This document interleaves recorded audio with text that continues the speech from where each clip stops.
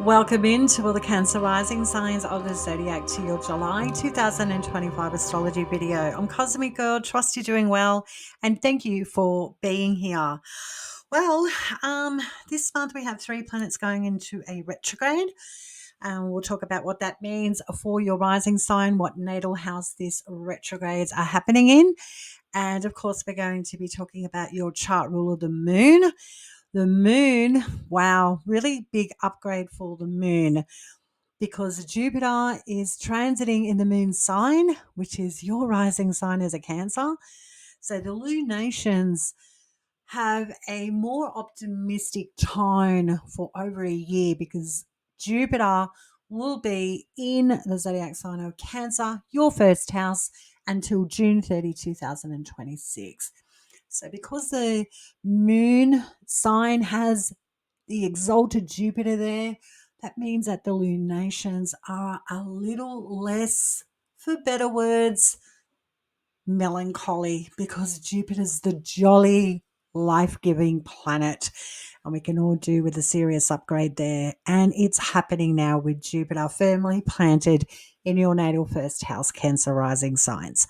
Okay, so speaking of your chart rule of the moon, in the month of July, up until the 10th, so your chart rule of the moon is in its waxing phase of its cycle. So this indicates that you, as a Cancer rising sign, are building towards something. You're trying to achieve something that's very personal to you, and it has to do with a relationship of any nature because the full moon's happening in your natal 7th house this month on the 10th of July, which is your relationships house. And we'll talk about that when we get there. All right, Cancer rising signs are opening up. Just as a footnote, your chart rule of the moon in the month of July is building towards a completion point, a resolution. Something emotionally has run its course, and you get to see the fruits of your emotional labor on the 10th of July. Now, let's get into all of the astrology for the month. Okay, so quick recap. Mars is still transiting in your natal third house, being Virgo.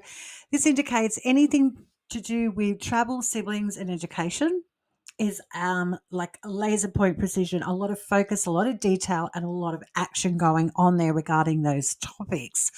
So think of the siblings component when we talk about your siblings, if you have siblings, if that's applicable to you, or extended family members are extra excited, if you will, in kicking goals, getting on top of anything that is tedious, meticulous, then those people in your life are focused on improvement in the month of July with Mars in that natal third house of Virgo. Travel and education, well, we'll think of travel being a little bit more focused. Anything to do with travel, you're interested in the destination time, you are interested in the costs, you are certainly hyper vigilant of how much energy you're putting into traveling with this transit. And education, well, education, and it's in an educational zodiac sign, which is Virgo. So anything to do with research and learning is an opportune time to get on top of things that are otherwise mind boggling with this transit. Great time for research and looking at the details with Mars in Virgo in your natal third house connected to education. So that's playing out over the whole month of July, Mars in your natal third. Jupiter is transiting in your natal first house, being Cancer. So Jupiter's here until June 30, 2026. Very long transit. I have uploaded a separate video about Jupiter transit in Cancer for Cancer rising signs on my YouTube channel. I encourage you to go back and listen to that video. You will prosper astrologically by listening to that. There's a lot of astro detail in there about that transit. So I'm not going to labor it here in this video. I've already hammered down a lot of information about Jupiter transit in Cancer. But for you, just a quick overview, the whole month, Jupiter is in your natal first house, giving you the courage to step into new shoes regarding your identity, your health, your body, and your sense of who you are. Where can you grab the reins of your life and step into Emperor's new shoes. Jupiter's giving you the wind at the back to have faith and belief in your heart's desire. Very fortuitous transit with Jupiter in your natal first house and here for the whole month. Okay, on the 4th of July. Oh, happy 4th of July to all my US listeners. I hope you have a wonderful day of celebration.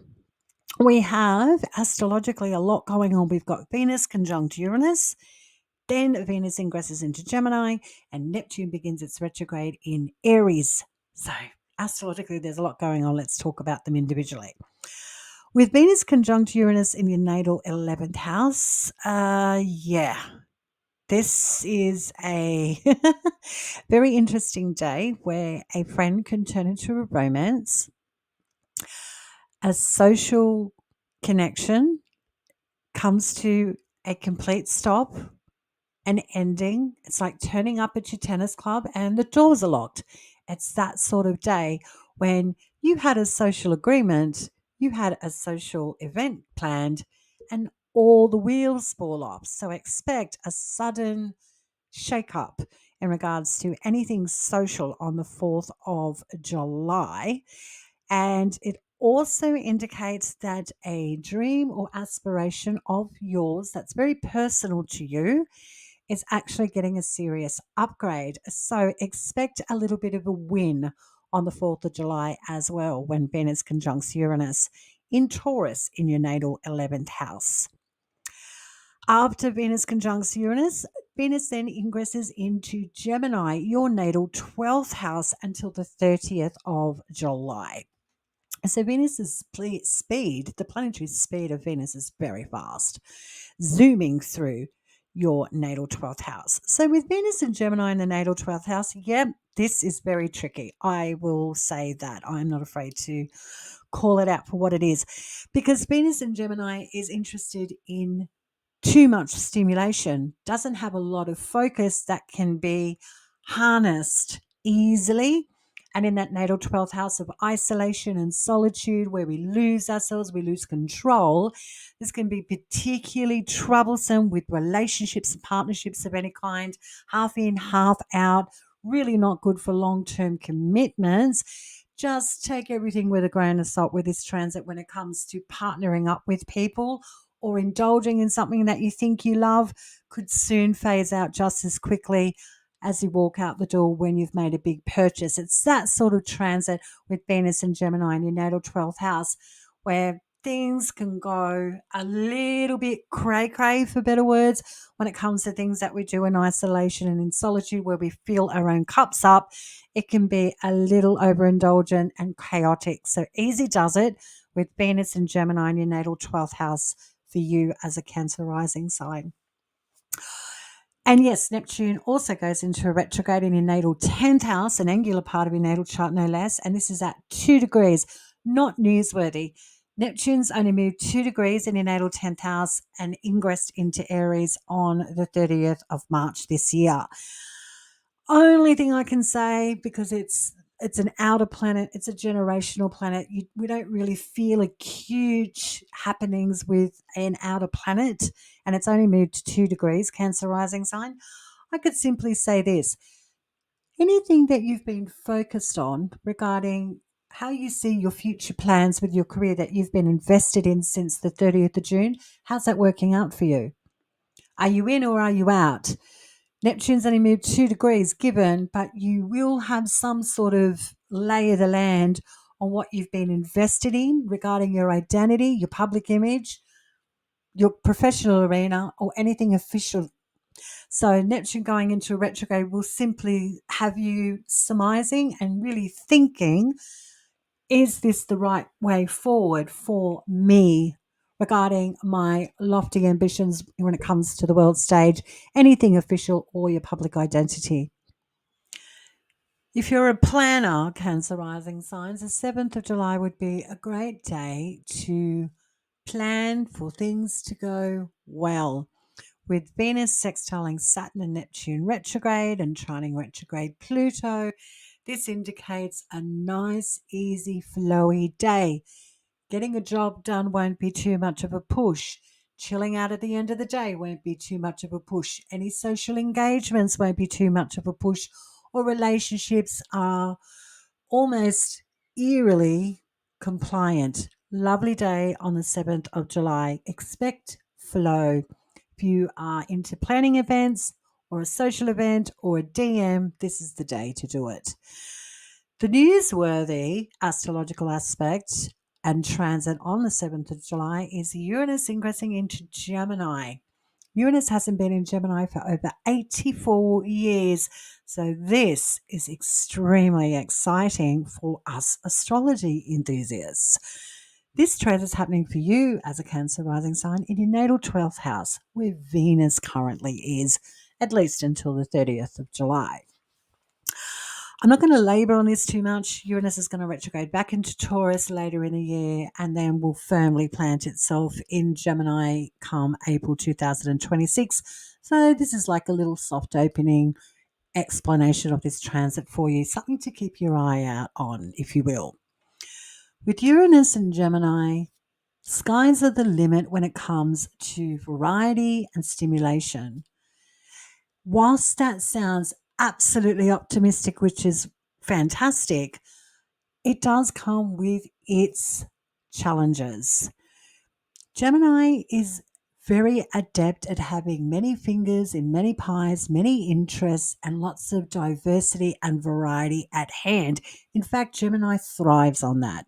But in that natal 12th house of loss, isolation, and solitude, and where we lose ourselves, it becomes extremely beneficial for Uranus to be here to bulldoze and blaze through obstruction. And where your time and energy is being siphoned, Uranus will show you the way on how to strategically eliminate obstacles that weigh you down. Very beneficial transit with Uranus in Gemini in your natal 12th house from the 7th of July moving forward. If you're ready to excavate bad habits, Uranus will happily show you the way and show your bad habits the door. On the 10th of July, we have our first lunation of the month, and it is a full moon in Capricorn at 18 degrees. And this full moon in Capricorn at 18 degrees is happening in your natal 7th house, which is relationships. So we know that your chart rule of the moon on the onset of the month has been in its waxing and building phase, where things are becoming very obvious about what emotionally ticks your boxes. And when we get to the 10th of July, this will be the day that you can sit with an emotional acceptance and achievement being done and dusted. This could be with your public identity, something to do with your career, or official that includes a partner of any nature. It's celebration time on the 10th of July. And emotionally, you can exhale and feel oh so good about an emotional investment that has been almost laborious. On the 13th, we have Saturn in Aries in your natal 10th house, now retrograding. This retrograde's happening at 1 degrees, joining Neptune retrograde in your natal 10th house. Again, this doesn't really feel that significant for me. For you as a Cancer rising sign, Saturn hasn't been long in your natal 10th house of Aries, and it's only moved 1 degrees. Yeah, this sort of will give you a lay of the land again of what structures you've been putting in place regarding your identity in the public, with your career, anything official. How are those plans working out? Saturn retrograde simply gives you results and where you can move forward regarding going forward confidently or changing up the guard. We also have on the 13th of July beautiful flowing aspects indicating the 13th of July as the 7th of July. It's pretty easy going regarding anything we have to engage with. Isn't that much of a push? We've got retrograde Saturn and retrograde Neptune sextiling retrograde Pluto, Uranus trining retrograde Pluto, and Uranus sextiling retrograde Saturn and retrograde Neptune. So all in all, we're talking about a pretty flowy day on the 13th. On the 18th, we have Mercury now beginning its retrograde in Leo, and Mercury's been transiting in your natal second house. And this retrograde begins at 15 degrees of Leo, and Mercury will be going direct at 4 degrees of Leo on August 11, only next month. So, with Mercury retrograding in Leo and in natal second house, yeah, this is a great time to crunch numbers. Consider where you're hemorrhaging finances and where you can rein in those purse strings and really build something solid financially for yourself moving forward. It's great for building on resources that you have or skill sets. Where can you learn something that will bring in tangible resources? This is a great transit for you to do some research with anything financial or of a monetary nature.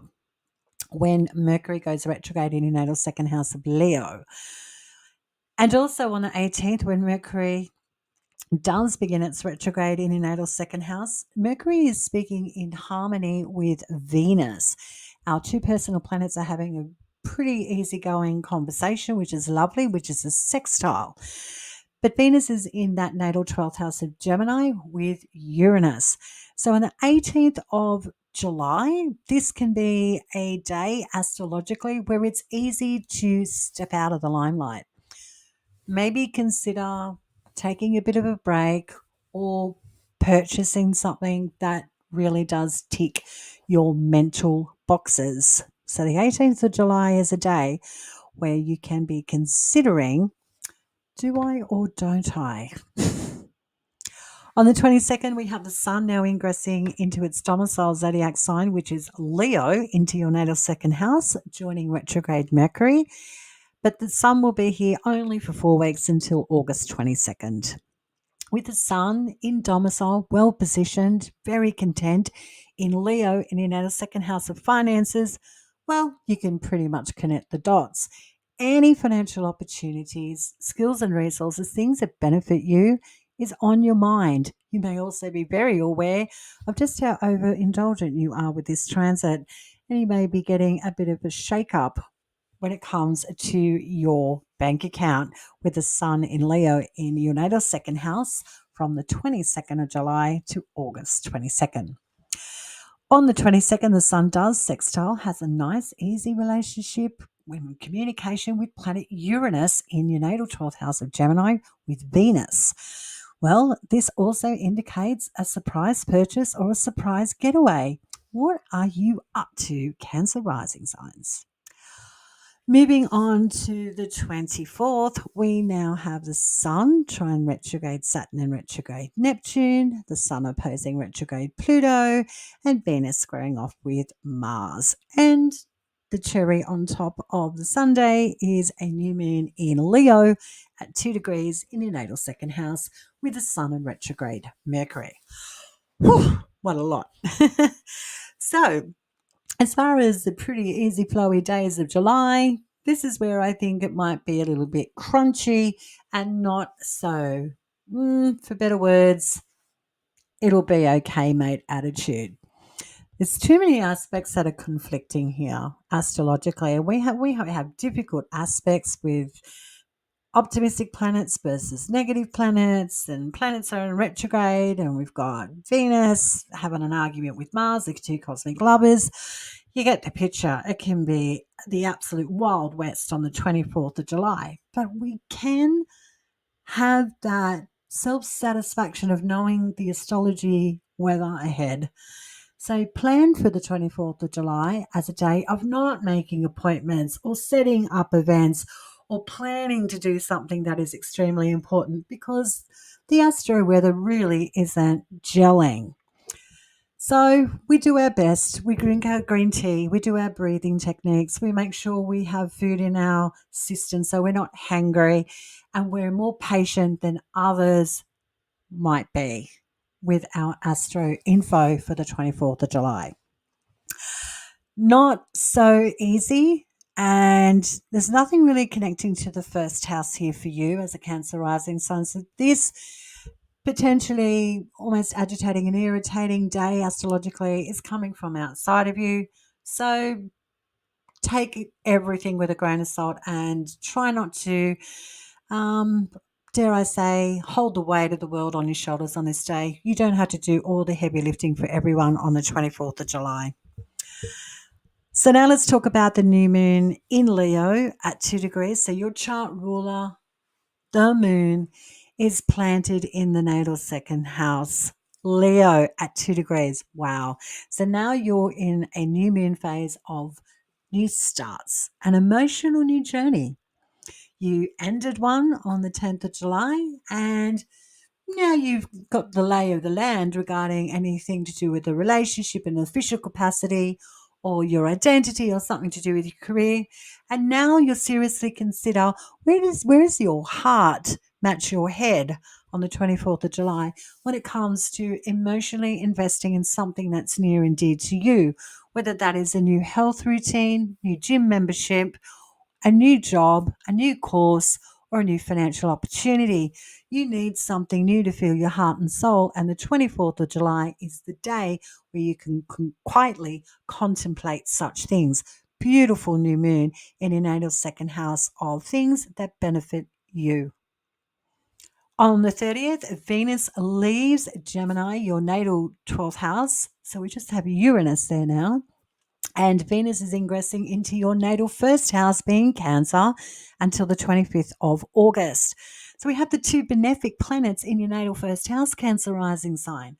Wonderful. The benefic planets are Venus and Jupiter. Both these planets archetypally encourage unity and life. So, with Venus and Jupiter cruising through your natal first house of identity, your body, your health, your sense of self, there's nothing here that's not available in regards to clear lines of sight of who you are, what you want to begin, and step into a new path. Beautiful transit. If you are a listener that likes to work with transits and you're like, oh, I really want to begin this, I'm ready to start that, what would be the ideal time? When astrologically is my cosmic green light shining on me that benefits me regarding anything new? It's from the 30th of July to the 25th of August with the two benefics in your natal first house of self, new beginnings, identity, health, and body. It's all systems go. What you love is easily translated and you can move in to new horizons. Wonderful Cancer rising signs from the 30th of July moving forward. The last day of the month, we have the Sun conjunct retrograde Mercury in your natal second house, being Leo. This looks like a heart-to-heart conversation about how do you feel with anybody?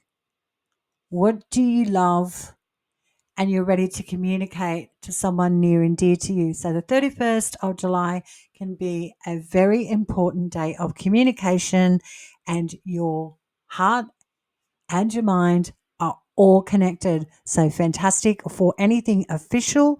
Having an important conversation is well warranted on the 31st of July when it comes to expressing your needs and your desires. That's your astrology for the month. I trust you have a good one. Feel free to leave any comments in the comments section below. Till next time, Cancer rising signs, stay cosmic.